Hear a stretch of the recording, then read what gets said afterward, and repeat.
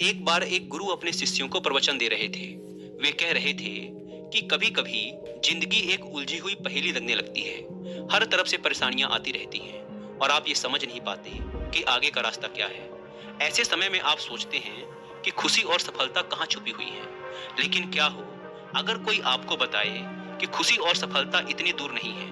क्या हो अगर आप ये सीख लें कि जिंदगी की चुनौतियों का सामना कैसे करना है और हर परिस्थिति में खुश कैसे रहना है। आज आप यही सीखेंगे। असल में हमारी जिंदगी का नियंत्रण हमारे ही हाथों में होता है। ये हमारे कर्म और हमारी सोच ही है जिससे हम खुश या दुखी होते हैं। हम अपने विचारों में थोड़ा सा बदलाव लाकर अपनी जिंदगी को पूरी तरह से बदल सकते हैं। जैसे एक मूर्तिकार अपनी कल्पना और कला से एक मामूली पत्थर के टुकड़े को एक खूबसूरत मूर्ति में बदल देता है। बस बिल्कुल इसी तरह हम भी अपनी सोच और कर्मों से अपनी जिंदगी को सुंदर और खुशहाल बना सकते हैं। तो क्या आप सब तैयार हैं इस बदलाव को महसूस करने के लिए? क्या आप भी अपनी परेशानियों को जानकर, पहचान कर उनसे छुटकारा पाना चाहते हैं? यदि हाँ, तो मेरी बातों को अंत तक ध्यान से सुनो। एक इंसान का जीवन उसकी वास्तविकता है। आज जो उसके सामने है, वह उसकी सच्चाई है। बीता हुआ कल और आने वाला कल भी आपका आज नहीं हो सकता। जो बीत गया, वह बीत गया। वह आपका गुजरा हुआ कल था। और जो आने वाला कल है, वह तो अभी तक आया ही नहीं। तो वो आपकी सच्चाई कैसे हो सकता है? इसीलिए आपकी सच्चाई आपका आज है। आपको जो भी करना है वह आज ही करना है। अब जरा सोचिए, हम अपने बीते हुए कल और अपने आने वाले कल के लिए अपना आज दांव पर क्यों लगाएं? बात यह है कि हमारे आज में अगर हमारा कोई साथी हो सकता है तो वो है हमारा दिमाग। इंसान अपने आप को अपने दिमाग से अलग नहीं कर सकता और ना ही अपनी सोच से। हाँ, लेकिन अपनी सोच को बदल जरूर सकता है। हम आज जो कुछ भी हैं वह हमारा एक नया रूप ही है। अब आप पहले के जमाने के लोगों, अपने दादा दादी को ही देख लीजिए। उनकी सोच और आज की पीढ़ी की सोच में जमीन आसमान का अंतर है। इंसान के दिमाग को प्रकृति ने प्रगतिशील यानी आगे की ओर बढ़ने वाला ही बनाया है। उसे समय के साथ बदलने की क्षमता प्रदान की है। वह जो आज है उसके विचारों की वजह से है। उसके जीवन का हर अनुभव उसके चरित्र और मानसिकता को बनाने का मुख्य कारण है। यही चीज या तो उसकी कमजोरी साबित हो सकती है या फिर उसकी सबसे बड़ी ताकत। हमारे बुजुर्ग अक्सर कहते थे कि लालच बुरी बला है, लेकिन लालच आखिर है क्या? यह हमारी सोच की ही एक उपज है। यह हमारे अंदर की एक भावना है और अगर हम चाहें तो इसे अपने दिमाग से हटा भी सकते हैं। ये जो इच्छाएं होती हैं, ये हमारे जीवन की परेशानियों का सबसे बड़ा कारण है। परस्पर विरोधी इच्छाएं कठिनाइयां, रंज और दुख लाती हैं। किसी महापुरुष ने कहा था कि सारी आफत इच्छा और काम वासना में है, नहीं तो इस दुनिया में सरबत ही सरबत है। एक बार किसी ने गौतम बुद्ध से पूछा कि इस दुनिया में आंतरिक शांति पाने का कोई एक रास्ता है क्या? तो बुद्ध ने उत्तर दिया कि अपने दिल की हर लालच, हर इच्छा को वहां से निकाल फेंको। ऐसा कहते हैं कि इंसान सिर्फ और सिर्फ उसके विचारों से ही बना होता है।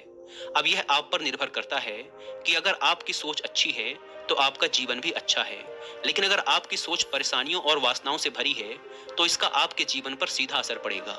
इसीलिए सोच बदलो, जीवन बदलो। क्या आप जानते हैं कि हमारी सबसे बड़ी परेशानी कहां से शुरू होती है?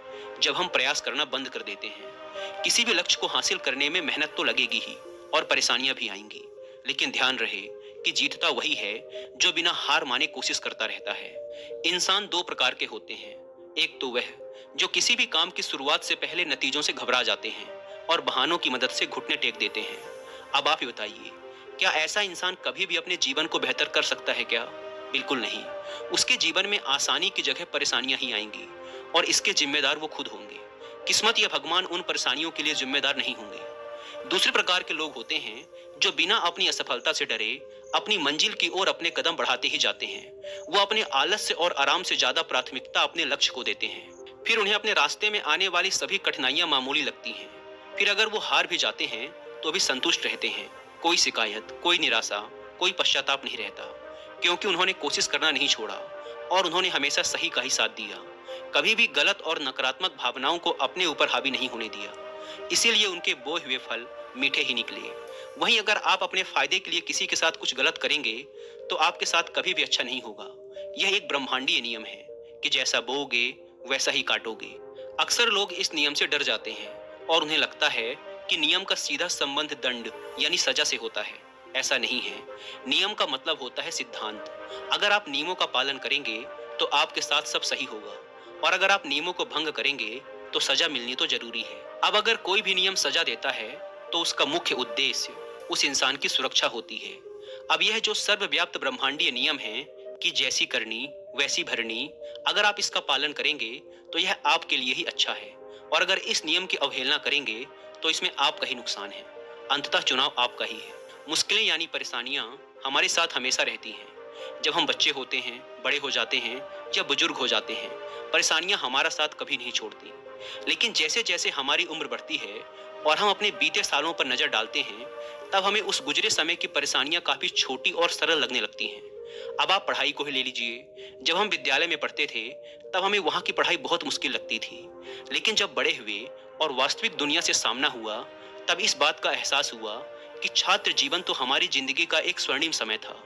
असल जंग तो यहाँ शुरू हुई है। क्या आप सबको पता है ऐसा क्यों होता है? जिंदगी में मुश्किल भरा समय बीत जाने के बाद वो मुश्किल इतनी आसान क्यों लगने लगती है? क्योंकि तब तक हम उस परेशानी की गहराई को समझ चुके होते हैं, उसके आदी हो चुके होते हैं। अगर वापस से हमें वैसे ही मुश्किलों का सामना करना पड़े तो हम अपने पुराने अनुभव की वजह से उसका अच्छे से और ज्यादा चतुराई से सामना कर पाएंगे। अचानक समस्या आ जाने पर घबरा जाना एक आम बात है, लेकिन हमें यहीं पर संभलना है। जब हम घबराते हैं तो गलतियां कर बैठते हैं। इसीलिए अपने दिमाग पर नियंत्रण करना और उसमें चल रहे विचारों को समझना बहुत जरूरी है। अगर आपने यह रुकावट पार कर ली तो समझो परेशानी गायब हो जाएगी। मानसिक स्थिरता सबसे जरूरी चीज है, क्योंकि मुश्किल समय में आपको गलत तरीके अपनाने के विचार भी आते हैं, लेकिन इन विचारों पर लगाम लगाना ही असल परीक्षा है। अगर आप अपनी परेशानियों का दोष दूसरों पर डालेंगे तो कभी भी उस परेशानी से निकल नहीं पाएंगे। जीवन की आधी से ज्यादा परेशानियों का मुख्य कारण यही है कि इंसान अपने विचारों को और अपने दिमाग को सही से संतुलित नहीं कर पाता।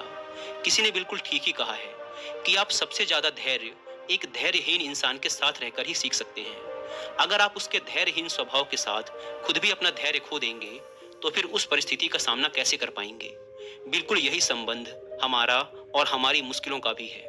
मुश्किल परिस्थितियों के समय में अगर हम अपने दिमाग का संतुलन गंवा देंगे तो हम अपने ही जीवन को मुश्किल बना लेंगे। इसीलिए दिमाग और विचारों का उचित संतुलन सबसे ज्यादा जरूरी है। अब समझते हैं कि व्यक्तिगत स्वतंत्रता का मतलब क्या होता है और ये हमें हमारी जीवन की समस्याओं को सुलझाने में कैसे मदद कर सकती है। व्यक्तिगत स्वतंत्रता का मतलब है कि हर इंसान अपने व्यक्तिगत निर्णयों के लिए स्वतंत्र है। जैसे जब आप बाजार जाते हैं तो वहां से अपने लिए कुछ खरीदना है, क्या खरीदना है और क्या नहीं, ये पूरी तरह से आपकी व्यक्तिगत पसंद होती है। आप किसी पर भी कुछ खरीदने के लिए दबाव नहीं डाल सकते। इसी तरह व्यक्तिगत स्वतंत्रता का अर्थ है कि हर इंसान अपने विचारों का जिम्मेदार खुद होता है। आप सिर्फ अपने विचारों को बदलने की और उन्हें सही दिशा में लगाने की जिम्मेदारी ले सकते हैं, लेकिन दूसरों के विचारों की नहीं। एक पवित्र इंसान दूसरे अपवित्र इंसान की सोच या जीवन को नहीं बदल सकता, लेकिन हाँ, वह अपने आत्मज्ञान की यात्रा में मिले अच्छे अनुभवों से दूसरे को समझा जरूर सकता है। जब भी कोई अनुभवी व्यक्ति हमें हमारे जीवन से संबंधित कोई सलाह दे तो हमें यह नहीं सोचना चाहिए कि मैं उसकी सलाह क्यों लूं, मैं जो कर रहा हूं वही सही है। कभी कभी हमें अपने से ज्यादा अनुभवी लोगों की बात मान लेनी चाहिए, क्योंकि वे उस मुसीबत से पहले ही गुजर चुके होते हैं।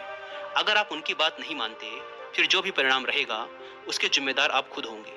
अगली चीज कि कोई भी काम छोटा या बड़ा नहीं होता, काम तो काम होता है और आपका काम ही आपकी असल पहचान बनाता है। मान लो अगर आपको एक बहुत बड़ा व्यापारी बनना है तो आपको शुरुआत एक छोटे काम से ही करनी पड़ेगी। धीरे धीरे कदम दर कदम आप आगे बढ़ेंगे। अगर आपकी सोच और आपके कर्म एक हो गए तो एक दिन आप बहुत बड़े व्यापारी बन जाएंगे।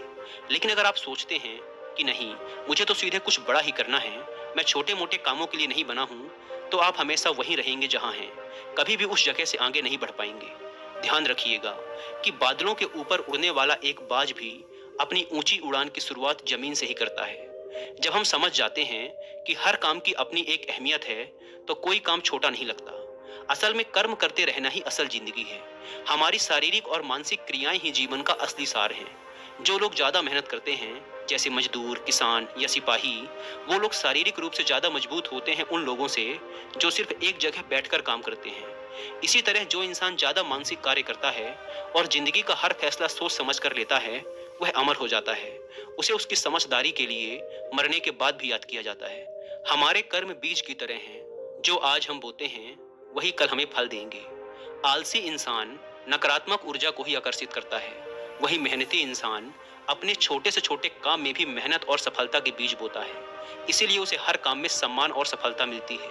आप जो भी काम करते हैं, बड़ा या छोटा, उसकी इज्जत कीजिए, वह भी आपको इज्जत दिलाएगा। हमारे दिमाग में सही और गलत की जंग हमेशा चलती रहती है।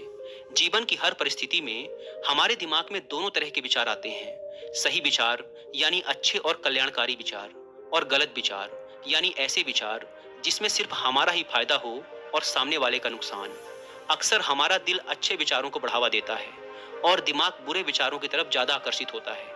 यह जंग हमेशा हमारे दिमाग में चलती रहती है और इसमें जीत किसकी होगी, यह पूरी तरह से हम पर ही निर्भर करता है। जब हम इस जंग को सकारात्मक तरीके से जीतते हैं, तब हम जीवन को सही नजरिए से जीना सीख लेते हैं। अगर हमारे जीवन में कभी किसी के साथ किसी भी बात पर मतभेद होता है, तब हम बहसबाजी या लड़ाई झगड़े की बजाय शांति पर विश्वास करते हैं, क्योंकि हम जानते हैं कि लड़ाई से पीछे हटना ही समझदारी है। असल में लड़ाई हमारे मन की लालच, स्वार्थ, जलन और बुरी सोच का नतीजा है, जबकि शांति हमारे मन के सुकून, करुणा और दया का नतीजा है। क्रोध बहुत ही बुरी चीज है। यह हमें अपनी ही आग में जलाता रहता है और इस आग की जलन से हम अपने अंदर की खूबसूरत ठंडक को महसूस करना भूल जाते हैं। लेकिन यह हमारी ही व्यक्तिगत जिम्मेदारी है कि हम अपनी समझदारी से अपने क्रोध को काबू करें, तभी हम बहुत सारी मुश्किलों से बच सकते हैं। क्रोध पर काबू पाने का एक आसान तरीका है और वो है लंबी और गहरी सांसें लेना और छोड़ना। जब भी आपको क्रोध आए और कुछ भी समझ में ना आए, तो आप यह अभ्यास कर सकते हैं। आपका क्रोध जल्दी शांत हो जाएगा और फिर आप उस परिस्थिति का शांति व स्थिरता से सामना कर पाएंगे। गुस्से में लिए हुए फैसले हमेशा हानिकारक साबित होते हैं, इसीलिए क्रोध से बचें और अपने जीवन के जरूरी फैसलों को इस आग से हमेशा बचा कर रखें, क्योंकि क्रोध हमेशा मूर्खता से शुरू होता है और पश्चाताप पर समाप्त। दोस्तों, उम्मीद है कि आपको इस वीडियो से बहुत कुछ सीखने को मिला होगा, और अगर वीडियो पसंद आई तो वीडियो को लाइक और चैनल को सब्सक्राइब जरूर करें।